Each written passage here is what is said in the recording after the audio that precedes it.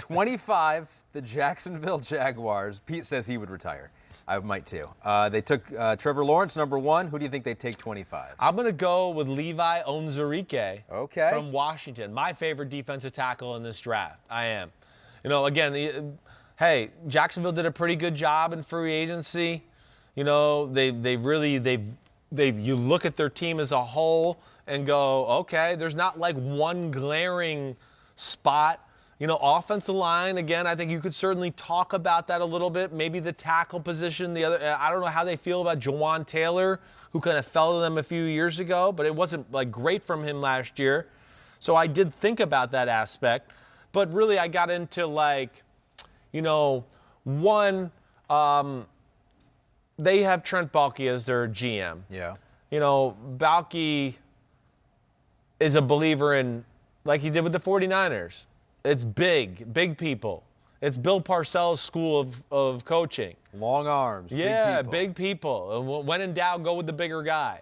They have their defensive coordinator, Joe Cullen. He comes from Baltimore. Guess what they have on the D-line, where he was the D-line coach? Guess what they have? Big guys, right, big people. Right. I just got to think they're looking at it going, wait, yeah, but we don't really have anything special in the interior part. Taven Bryan's been sort of a bust to this point.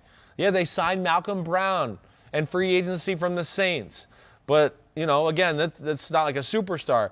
Where I look at Onwuzurike is he can do everything. Disruptor, two-gap, do it all at 290 pounds.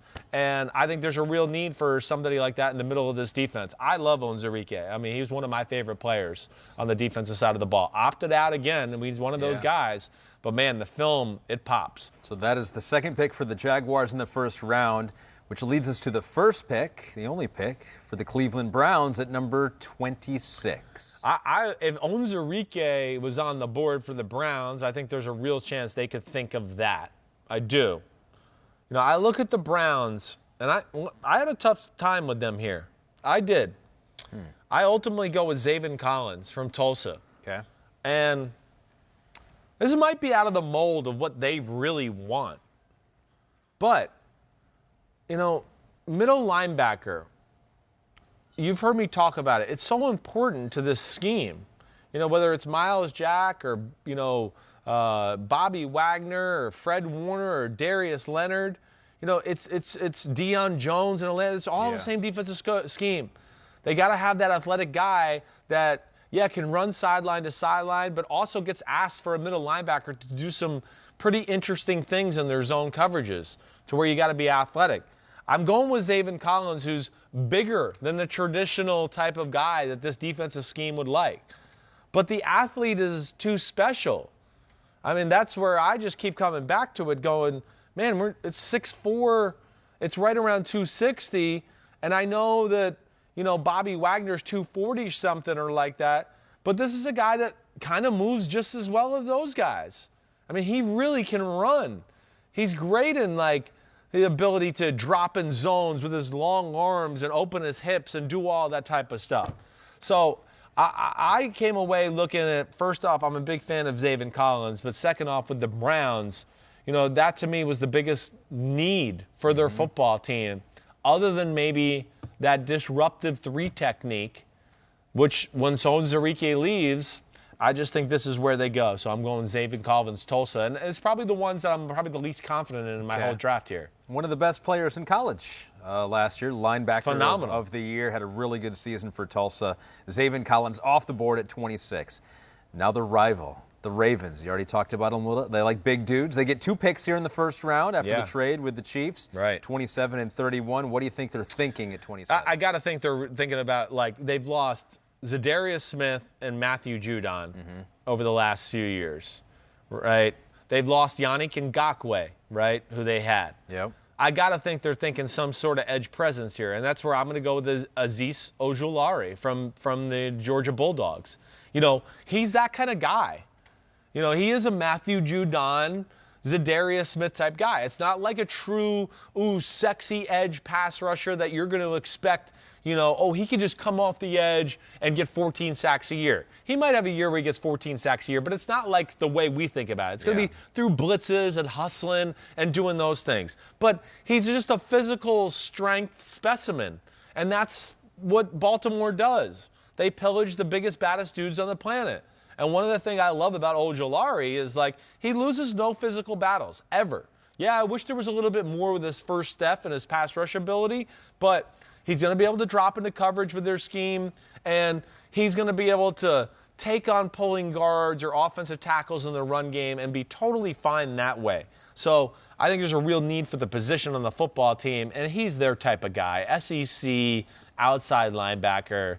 Welcome to the biggest, baddest dudes on the planet, and that's what Baltimore does. I think a lot of people agree with him and his impact potential. There are going to be some people at the end of the first round. You've already heard from some teams that say, we only have grades, first-round grades on like 20 guys or 15 guys. And so you'll get to the end of the first round and be like, he's not a first-round guy. Well, maybe that's right. It could be true. I know. You got to pick someone. I don't think he's a first-round guy either. Yeah. I don't. But, again, I think when you take the need and the lack of, like, high-end talent at the position this year and all of that, yeah, I think you're going to see a lot of that. You know, how many times during the ranking process did I say, this guy's somewhere, 25 through 45. Yeah. 25 through 40. And then I got done with the draft and get done with it in totality, and I wish I could go back and go, some of those guys I said 25 for 45? Yeah. I shouldn't have said that. I should have made it probably bigger and kind of gone like, he could go anywhere from 25 to 60. Yeah. Because there's just a lot of those guys in the draft with not as many, to your point, top 20 talent type guys in this draft. Because you ended up having 125 guys in your 25 to 40. Exactly. Like, it's not going to fit. Exactly. It's not going to fit. Need a bigger boat. 28, the New Orleans Saints. Booyah, the Saints, all right? They have the one glaring need that's bigger than any. Corner, and corner, all right? They've lost Janoris Jenkins. They lost somebody else, too, that I'm blanking out on. But either way, they have a need. And why? Because they play man-to-man a lot. I mean, the Saints are aggressive, in-your-face, island-type corners. That's why they drafted Marshawn Lattimore in the top 11, all right? So I'm going Tyson Campbell from New Orleans here. I was actually pissed off. I saw Peter King had Tyson Campbell going to New Orleans, and I was like, what? I mean, I thought I was the only guy that was going to have some sort of pick like that with Tyson Campbell. To me, Tyson Campbell is the second best man-to-man corner in the draft behind Caleb Farley, as you've heard me say. And I just think, man, you put him on that team, Marshawn Lattimore, hey, they'll be able to match up with the Bucs or those two receivers of the Carolina Panthers. It's a real need for their football team, and I'm a huge Tyson Campbell fan. And I think this is realistic, too. I do think that he is being looked at right here in this area. Really? I do. So we'll see. I know there's the kid from Northwestern on the board that everybody loves, not me. Newsome. Yeah, Newsome. The Kentucky kid is on the board, Joseph. There's going to be a few guys that I know are popular in other mock drafts. But for me. But you think him specifically. I'm a big Tyson Campbell fan. What he does. I think it fits what they're going to like, too. Okay. Yep. All right, so a bit of a surprise at number 28, Tyson Campbell, corner out of Georgia to the Saints. 29, the Green Bay Packers. Ooh, baby. Corner's a possibility with them. Okay. All right. I mean. Something's brewing over here. There's some things here, like corner I thought about. All right. There's a new defense here. Guess what scheme they're running? Seattle. Right. I mean, the whole league's running Seattle scheme. Yeah. So Joe Barry's there. Joe Barry will have some mixture in his scheme. I don't think it's going to be just total Seattle. I would think that, a linebacker or something would be something they're looking for that fit that scheme for themselves. They do have some faster type of guys. The kid Barnes they got from UCLA, Owen Burks from Vanderbilt can fit that mold. I just don't know if anybody fits that value right there for me. You know what? What? You know what Aaron Rodgers is saying. Oh, you know what Aaron Rodgers is saying. He goes, and I think this will be in the form of a question, though. Yes. He's saying, what is a wide receiver? What is I would like Hopefully some talent. Hopefully your first-round draft pick. What is I would like some talent. Okay, that's what he's saying, and I'm going with it. I am. You want to get? I'm going with Kadarius Toney. Okay. All right, Kadarius Toney, Florida, too explosive to pass up. I mean, for me, as a first-round talent, he's a freak of nature, Kadarius Toney. He really is. And I just look at Green Bay and go, I mean, as we've said before, like, they need somebody that can make big plays for them, other than Rodgers throwing perfect passes and doing that. Aaron Jones is a big play running back. We know that. Devontae Adams is not necessarily a big play receiver. He's, to me, more of like intermediate and just will kill you that way. But I guess what I'm looking at here is Kadarius Toney, yeah, he's still a little raw running routes. But the speed, his ability to break tackles, his ability to break ankles, all of that, I'm looking at this as more of like a Deebo Samuel type guy for their team now, right? So, yeah, you got to worry about Rodgers and the run game and the play action passes. And now you got to worry about this coming around the edge on speeds and toss sweeps and reverses and everything like that too. And that's been my complaint with them, is they need another weapon to scare you. It can't always be on Aaron Rodgers making everything look perfect. So hopefully this takes the pressure off him. Kadarius Toney. And they go, you happy now? They go, you happy? We got you a wide receiver. Will you stick around now for a while? I thought about De'Ami Brown. Yeah. Because, I'm a huge De'Ami Brown fan. And he would fit again, there are huge slants and goes and post teams. And De'Ami Brown, that's his negative, that's all he ran in college. That's all people. So he would fit that. But they do have a Marquez Valdes-Scantling who's not De'Ami Brown. I just want to make that clear. But similar in mold. Right, exactly right. So I would think they'd stay with that there. And now you add a guy like this who's, like I said, your gadget guy, your weapon guy who can do a lot of different stuff. Makes sense to me, at least. Pete notes right here, last two offensive skill position players drafted by Green Bay in round one, Aaron Rodgers, and last year, Jordan Love. So this would be the third in a row. Well, for a long time. Haven't given him a whole lot of weapons, at least through the draft. Well, this year was the first year ever he threw a touchdown pass to a first-round pick, right? That was he threw it to Mercedes Lewis. I think it was the first time in his career he threw a first-round pick. He might have been better with first-round wide receivers around it. Even better. Go figure. Yes. So we have 3 picks left. Yep. Buffalo Bills at number 30. Yeah, Bills, I thought about corner. To me, it's corner or edge guy. Yep. All right, corner or edge guy. Now, they're not a huge man-to-man football team. This is maybe where the Northwestern guy could come into play because, again, I don't think he's the best man-to-man cover corner, but I could certainly see a Sean McDermott liking him. Yep. But I'm going to go with Gregory Rousseau from Miami here, all right? And I have not had the greatest history with players like Rousseau, who are kind of long and maybe not like just in-your-face explosive because it's a little deceiving because of their length and their long steps and everything like that. But I think nonetheless, there's such a need here for this football team. And he does he's got great size. Yeah, you'll be able to kick him inside every now and then. But really the big thing will be him coming off the edge and being a true pass rusher. And they don't, Hughes is getting up there in age. Mario Addison wasn't great. They don't have that guy. Right. And so where I don't look at Rousseau as a top 30 pick, again, it's one of those where there's just not a lot of humans on earth that are like him. Yeah. And he killed it in his pro day, and there's a great need there for the position. And I think that for my money, it's a little bit overdrafting, but it makes sense for them, and I get it.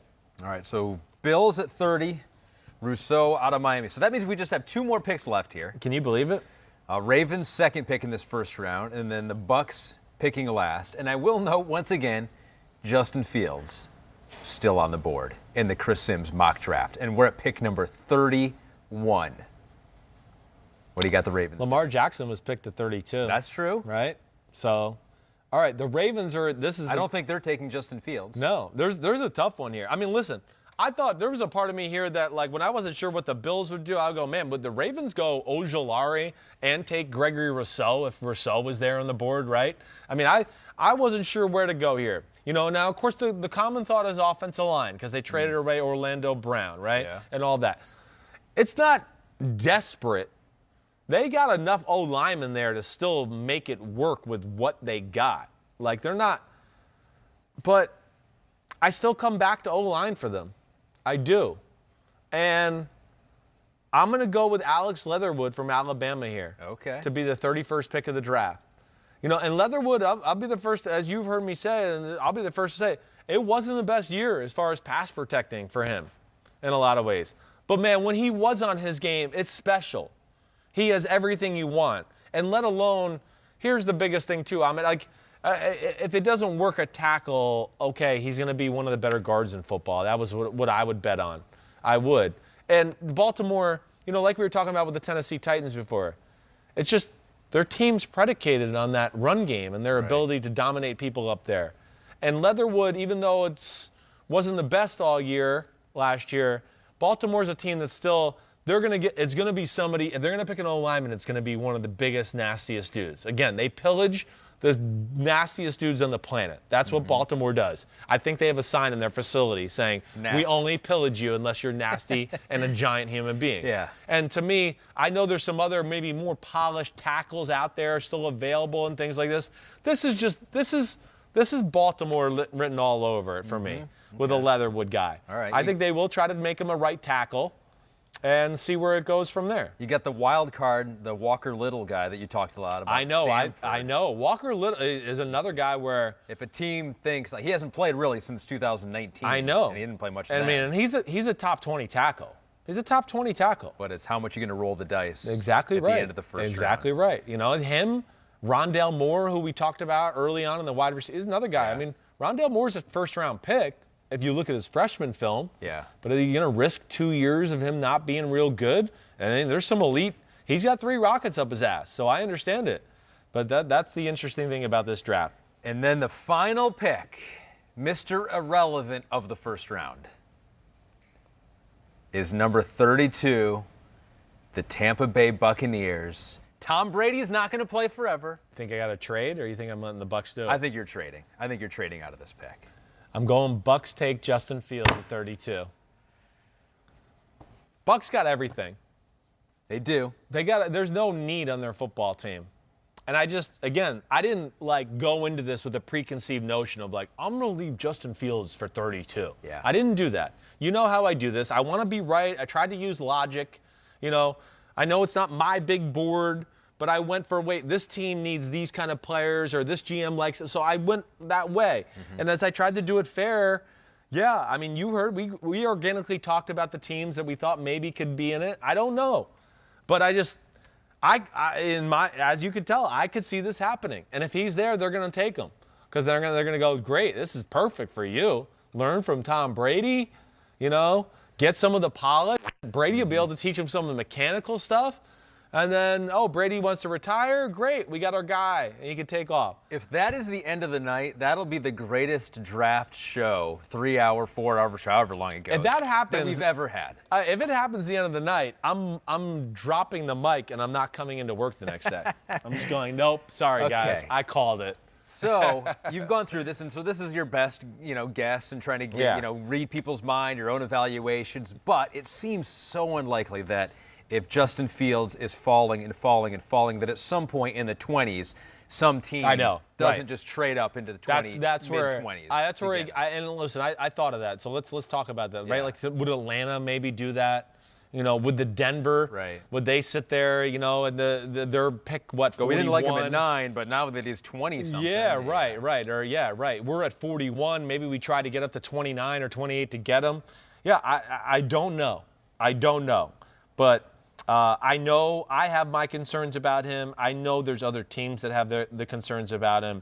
And the two teams, the Bears, I don't know if they have that green light like we talked about. And I got Washington making the play for Trey Lance.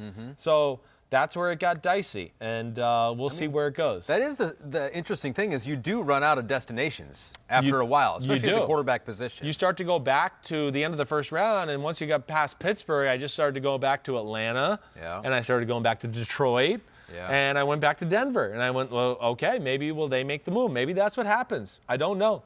But we'll see. We'll see how I do with this mock draft. I hope it's 32 for 32.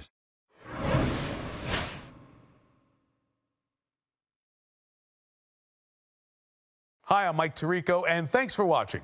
Make sure to hit subscribe for the latest news and highlights from NBC Sports.